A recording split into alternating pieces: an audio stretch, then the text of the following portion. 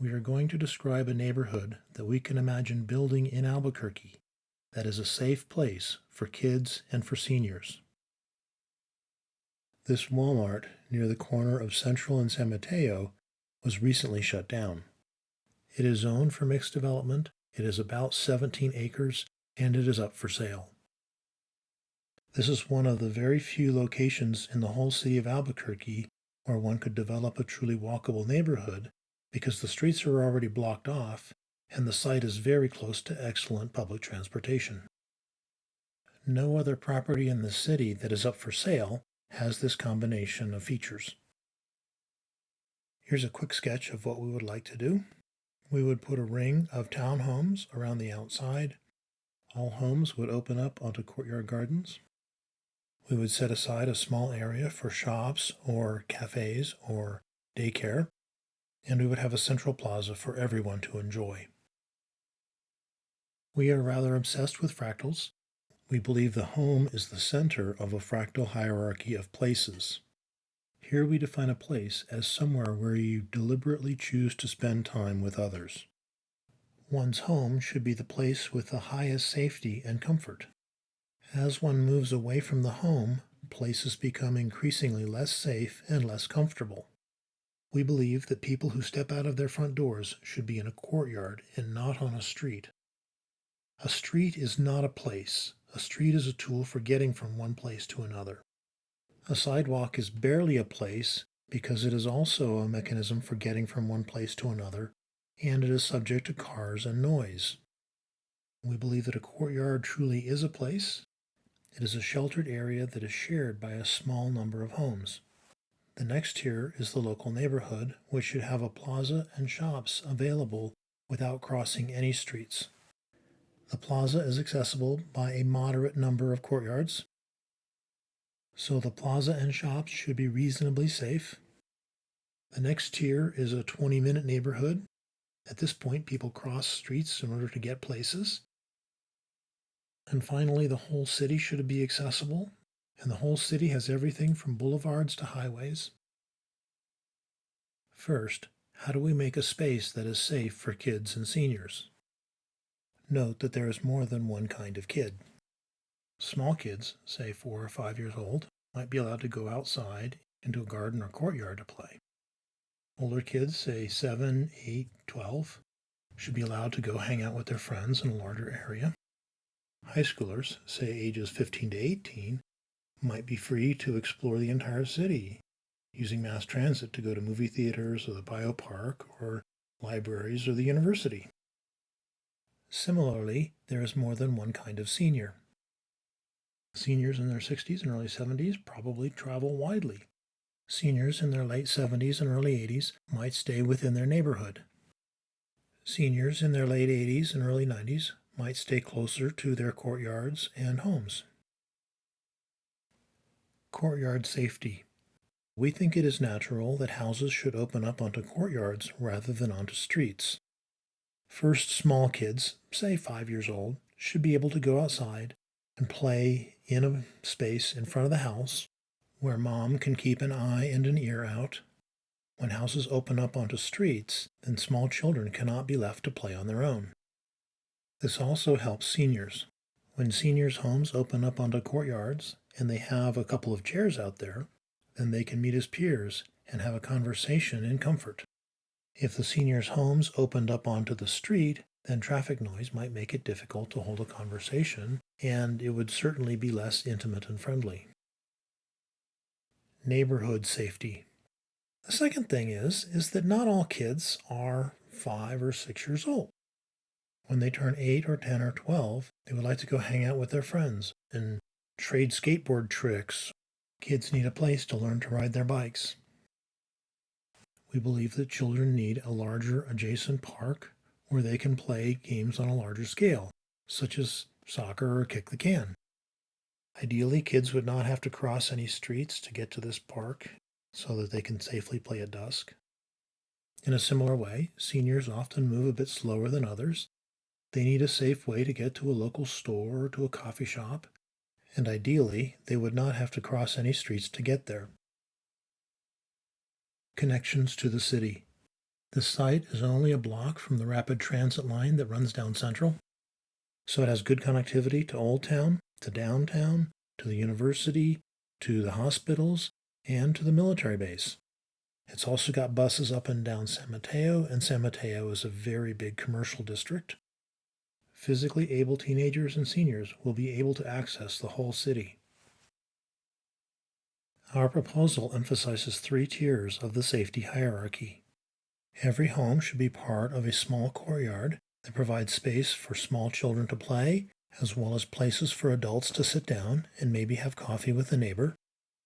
Every home should be part of a larger neighborhood that provides access to larger areas to play, such as a soccer field, as well as to local shops and businesses, such as a corner store or coffee shop.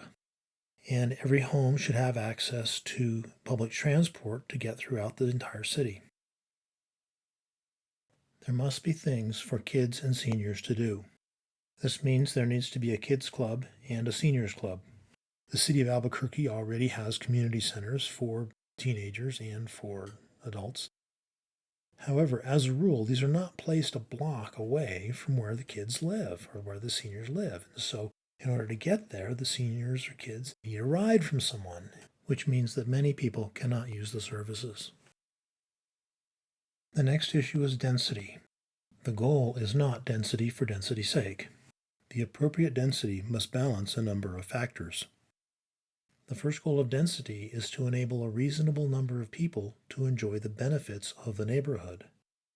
This neighborhood should be dense so that many people can benefit from the access to public transit, as well as access to local shops and playgrounds. The second goal of density is to bring enough people together so that the support services that they want and need can be provided cost-effectively. For example, many cities have one restaurant for every 1,200 people. So if the neighborhood wants a restaurant, it needs 1,200 people. Density would enable the neighborhood to provide playgrounds and restaurants and stores. We would also like to make the density low enough that people feel comfortable.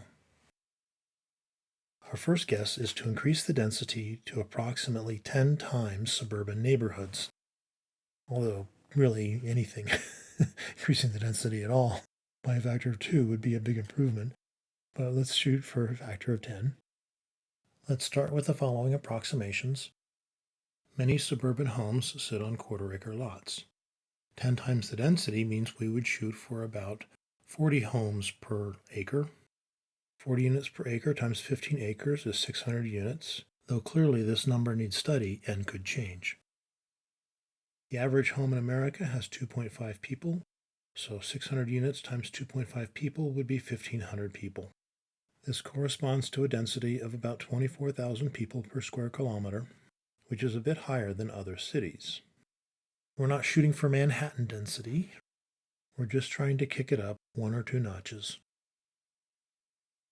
The units themselves would be townhouses without backyards so that they could back up to each other. Most units should have ground level front doors, although some small fraction, perhaps a quarter or so, might require walking up a flight of stairs. Many units would have 2 or 3 bedrooms to accommodate kids. The average unit would have about 500 square feet on the ground. A 2-bedroom could have a main floor and 2 bedrooms upstairs. A 4-bedroom could have 3 floors. The courtyards would be 200 to 300 square feet per unit, which would make the courtyards fairly wide, 20 feet or so. For inspiration, here is a courtyard from Poundbury. Here are a couple from Portland by Kirsten Dirksen. Another issue of safety is crime. We would note that this particular location is considered a high crime area. We would like a space that has a sense of community, where everybody in that space shares some ownership over the courtyard and keeps an eye on the comings and goings of others. We hope that by fostering stable communities around courtyards, that people will keep an eye out for each other and crime will be reduced. There are other facets of safety, such as preventing abuse and exploitation of children and the elderly. Alas, we don't believe that development can solve these problems.